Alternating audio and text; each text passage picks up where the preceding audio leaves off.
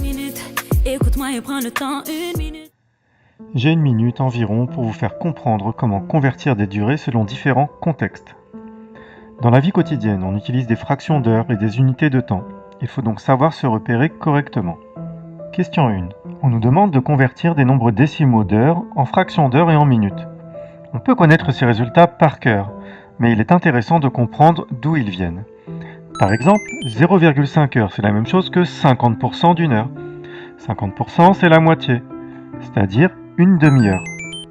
Dans le langage courant, c'est 30 minutes, mais on retrouve ce résultat en prenant la moitié de 60 minutes. On obtient donc le résultat 0,5 heures égale une demi-heure égale 30 minutes.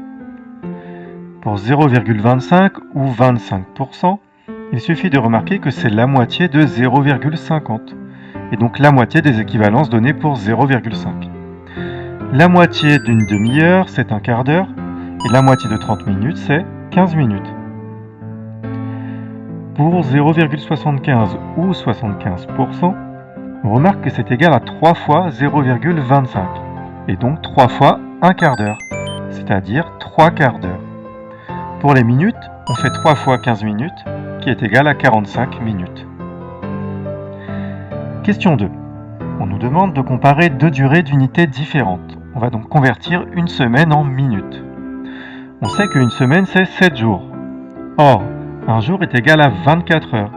Donc 7 jours, c'est 7 fois 24 heures, c'est-à-dire 168 heures. De plus, une heure est égale à 60 minutes.